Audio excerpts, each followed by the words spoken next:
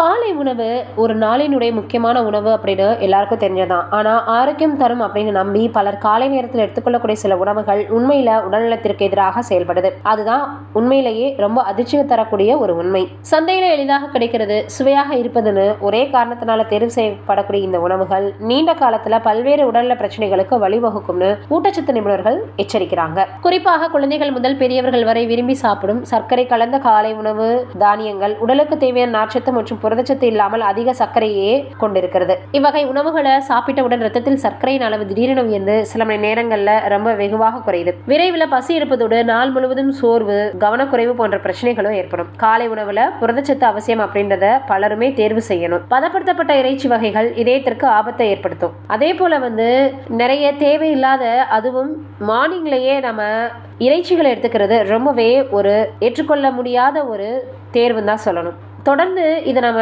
சாப்பிட்டுட்டே இருந்தோம்னா உயர் ரத்த அழுத்தம், இதய நோய் போன்ற கடுமையான பிரச்சனைகள் வரும். இதுக்கு பதிலாக முட்டை, பருப்பு வகைகள், கொண்டைக்கடலை போன்ற இயற்கையான புரதச்சத்துகள் உடலுக்கு பாதுகாப்பு கொடுக்குது. வேலைக்கு போகக்கூடிய அவசரத்துல கடைகள்ல வாங்கி சாப்பிடுற சாண்ட்விச்கள், பர்கர்கள் இதெல்லாம் ஆரோக்கியமான காலை உணவே கிடையாது. மைதா மாவுல செய்யப்பட்ட ரொட்டி, அதிக கொழுப்புள்ள சீஸ், பதப்படுத்தப்பட்ட இறைச்சி எல்லாமே ரொம்பவே கலோரிகள் அதிகமாக, ஊட்டச்சத்து குறைவாக இருக்கக்கூடியது. உடனடி பசியை போக்கினாலும் நீண்ட காலத்துல உடல் எடை அதிகரிப்பு மற்றும் பிற உடல்நல பிரச்சனைகளும் வரும். அதனால காலையில சிலர் என்ன நினைக்கிறாங்கன்னா பழச்சாறுகளை தேர்வு செய்யறாங்க.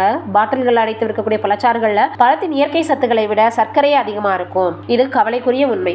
பழங்களை சாராக மாற்றும் போது அவற்றில் உள்ள முக்கியமான நார்ச்சத்து நீக்கப்படுறதுனால ரத்தத்துல சர்க்கரையின் அளவு ரொம்ப வேகமா உயருது. இதனால முழு பழங்களை நேரடியாக சாப்பிட்றதா சிறந்த தீர்வு.